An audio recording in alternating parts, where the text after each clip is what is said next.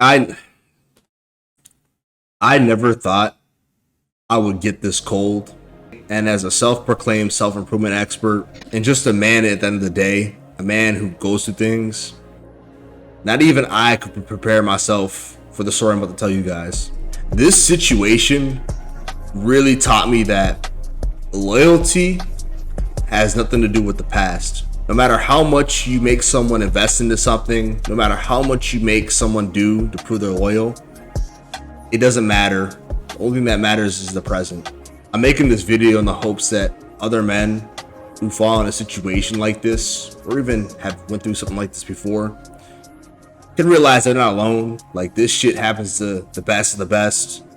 And like, after everything I had went through, to be honest with you guys, I truly thought I was immune to this kind of feeling like betrayed, or even like disgusted with the way I carried myself in this situation, because I broke all my principles and I broke all my morals for this person. Robert Greene put it best in the 48 Laws. He was like, one thing that makes men act out of control is love and friendships. And that's the damn truth, bro. The moments I get hurt the most in my life have been through me projecting my morals and my principles onto somebody else. And this story that I'm going to tell you guys is just going to really show you how entangled you can get when your emotions are involved. So me and my now ex met about a year ago around this time. So I was out at night, which is probably the first major mistake, right? I was out at night. I met this shorty. That's my type, bro. If you know my type, I'm gonna show you. I met her at a spot, a bar. You know, I wasn't taking nothing serious, bro. Obviously not, right? I ended up taking her out to a bar the next weekend. You know, we end up instantly kicking off. The chemistry was on point. She's just my type.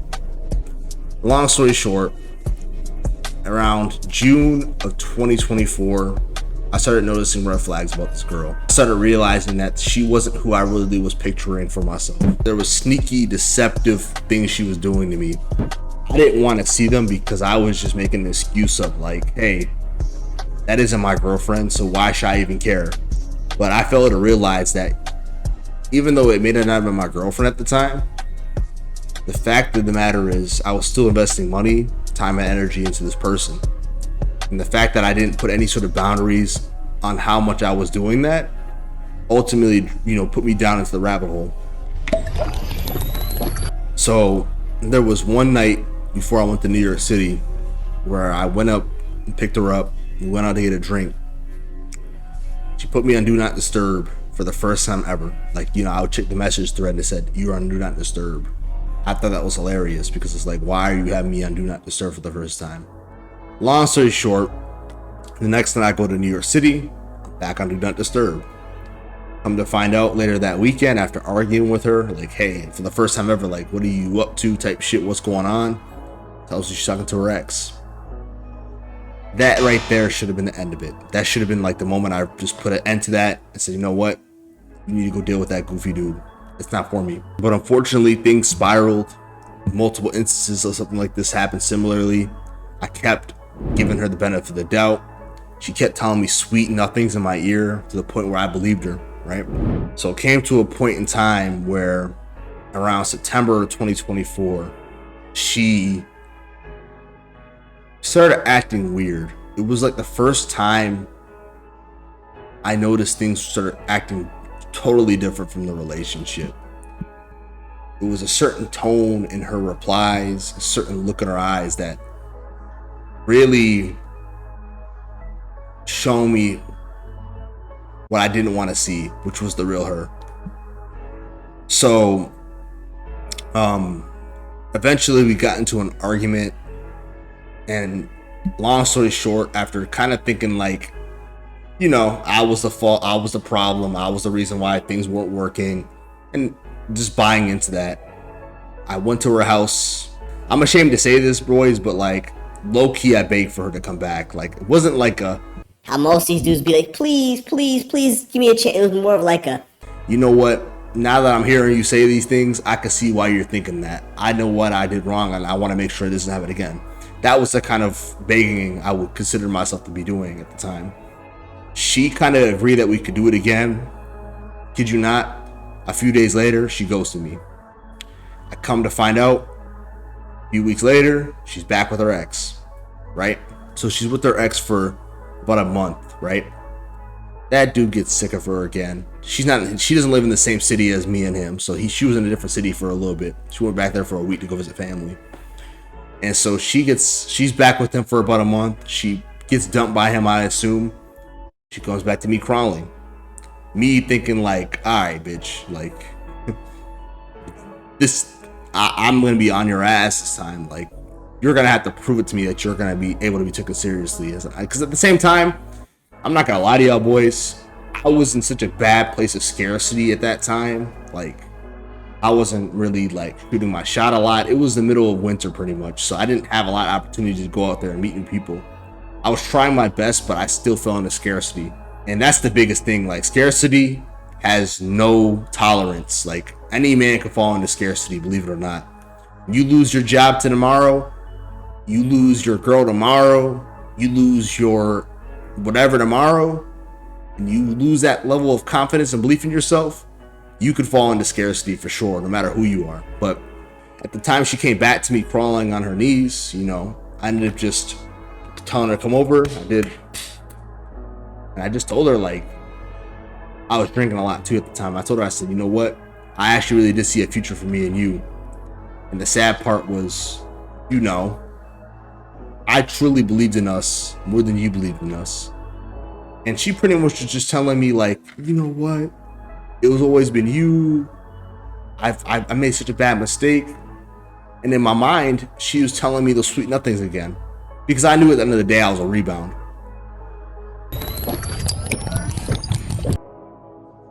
Long story short, I gave her a list of demands. So you're going to do this, this, and that if you want to be back with me. Another one. One of the things I told her to do for me was get my name tattooed on her, or get my initial tattooed on her. And she did that.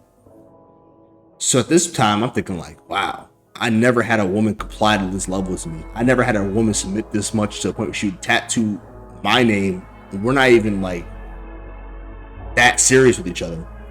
So that instantly made me feel like, wow, like this girl this time is really serious. And I fell back into the fucking sweet nothings, bro. Worst mistake ever, because I wasted another 5 months on her when I could have been meeting somebody who's right for me. I could have been meeting the woman who's actually there for me mentally. And it is sad. A few months, which was in November, of being in the honeymoon phase, I started realizing the same patterns coming up. Same weird shit was going on. Same, like, accusing me of shit when I don't even have a past doing shit. Like, I had to tell her, like, you can't accuse me of doing anything if you're literally been caught doing weird shit. And so, long story short, came to a time where I fell asleep. She accused me of some shit. Told her, hey, look, I'm not doing that no more. She had a similar aggressive tone in her voice. Same similar look in her eyes. And I remember us having a conversation when we were arguing. And I was just like, no, you're not going to hold me to a higher standard than anybody else in your past. If these dudes have cheated on you, these dudes have disrespected you, called you the worst things possible, and yet I've been the nice, sweet guy, the guy who's been the most caring for you, and not even in a simp manner, not even like a, oh, my princess, not even that kind of manner. It's like a man who has a certain level of ethics. You're not going to hold me to a higher standard than them dudes. You're not going to tell me that I can't be a man, I can't be normal, I can't be, you know, whatever. I gotta be Superman for you to get what? John level treatment? Fuck that. So pretty much after a week of arguing, I came to go drop her shit off. And this is really the heartbreaking moment for me for it all. She came there, we talked it out once more. I realized maybe let me just try this one more time, because I didn't want to leave her. You know, I felt like I had invested so much. It was easier for me to fix it with her than go back out there and find somebody who's going to do what she had to do for me again. But as things got fixed, she swiping on her phone, texting her friends, and I noticed that there was an app on there. I came to find out was the Bumble app after her doing it twice in a row where she would swipe up, go back to her home screen. After her gaslighting me for probably 30 minutes to 1 hour, I told her, I said, this time around, I can't be with you. I said, if I were to accept you again with you consistently lying to me, you don't want to show me your home screen, I'm gonna self-destruct. I can't do this no more. So I gave her shit. I told her I loved her one more time, and she went. And it was just the most painful thing for me to have to give up on somebody that I really wanted things to work out with, you know. And both times where she let me down that bad, whether it was her ghosting me the first time in September or this recent time in March where she was on Bumble, I felt devastated, bro. I ain't gonna hold y'all. Like, I truly felt the pain that a lot of y'all have felt. And I always thought I was immune to this shit. I always thought I was gonna be the kind of guy who was able to just bounce that shit off his shoulder. And even now, I still feel like part of me feels that pain because a part of me will always have love for who I thought she could have been. And that's the thing I've realized. It wasn't the fact that I fell in love with who she was, but in the moments that things were good, I fell in love with who she could have been. Somebody that was loyal, sweet, submissive, there for me. The same traits I have in myself, which are, you know what I mean, those things that I just mentioned, I was projecting on that to who she could have been. Instead of just seeing who she was from the get-go, from the moment that happened in June when she was putting me on Do Not Disturb. And I just want to tell y'all boys, I relate to the pain and struggle you guys feel. And moments like this is either breaks or makes a man in the sense of how he thinks about relationships going further. Like, I know a lot of guys who go through this, and it isn't just one instance of this happening. Most of the time when you get this cold, you see these things happening on a consistent basis, not only in your own life, but people around you. But it takes a special kind of person to be like, I know that there's just maybe one or two people out there who are going to really treat me the way I need to be treated. And that's how I'm looking at things. But, like, I think that, and, you know, I just think that by the time I get to the point where I meet that kind of woman who's for me, and I'm 26. It's not like I have 20 years to find somebody in my head at least. I got like a cool, possibly 8, maybe 10 if I'm lucky. Because I don't want to be in this game for too much longer, if I'm being real with y'all. I still have a belief that I know deep down in my heart, me being on the game for the rest of my life isn't going to be the possible thing for me. I don't want to be just out here like them niggas at the gym, them niggas at the club, 35 years old, just chasing ass. No sort of career, no purpose, just bobbing and weaving in the club, just in everybody's face. I'm not trying to be that way when I'm 30. I want to have kids in the next 10 years, depending on this economy. But I realize that I think as men, when we get our heart broken, we really let some shit like this happen. It changed who we are on a structural level. I'm not gonna let these girls get away with anything no more. The first red flag I see, I'm done now. I don't even give a fuck. Like, for me, I'd much rather be alone by myself than let somebody disrupt my peace and waste my time like this again. Because there's always a chance that, you know, the time that I spent with that person trying to make things work could have been spent finding the right person for me. And I think that the reason why I had to walk away in this case too, because you know what, today is actually a weird day because she came back and got her stuff for the last time. I had to give her stuff, man. And I just told her 2 things. I said, hey, here's your stuff, and just take care of yourself, okay? And I walked away. Obviously, I wanted to say more, but to me, I felt like that was the last bit of love I had, was just letting her go. And I know that my future wife will one day thank me for making that sacrifice. She will thank me for letting the scarcity mindset go for just that 1 minute, even if it hurts me right now. Because ultimately, the woman you guys want, the woman that we all want, I'm not gonna have to feel like I have to fight to keep you around on a consistent basis. Love shouldn't feel that way as a man, like, especially when as a man, we're providing everything. You come to my house, like, there's 3 things that are promised. She's gonna eat good, she's gonna drink good, she's gonna have great conversation, and she knows that I'm gonna pleasure her in every way possible if she gives me the opportunity. And I think that knowing that I bring that to the table, knowing that I'm not just like one of these average dudes out here, knowing that I know what women want mentally on a mental level, even on top of that, I'm not settling for the average shit anymore. And I feel like that's just what's gonna be. I wish I had some sort of inspiring outro to this video where I tell you guys that, yeah, man, I'm for sure gonna be better for next time. But I think that this time,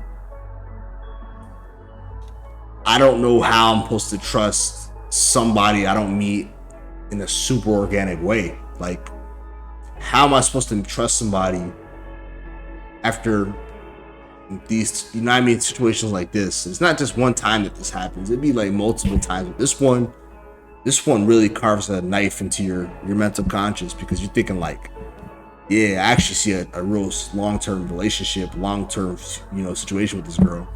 This is how it ended. The biggest thing for me is the men that are out here putting in this work. Y'all are going to the gym. Y'all working on your minds. Y'all getting better at your careers. Y'all making more money, whatever the case may be. You guys probably feel like, why would I want to settle down for a girl, or even just somebody in general, like, who spent their 20s getting whatever they wanted, partying, just being passed around, when I had to go through this bullshit for 10 plus years, and now you want me to settle down with you, even though I know what this is going to end up being, most likely just a bunch of headaches and just, maybe I'm thinking pessimistically, but you guys let me know down in the comments what y'all think. Last thing I want to say is just that some shit like this, man, the last thing I want to leave you guys with is this. When I went up to her car, I gave her stuff, I waited like 5 seconds. She was just looking down at her items. She grabbed her stuff, gave like 3 seconds, bro. We made eye contact. I looked in her eyes for 3 seconds, bro.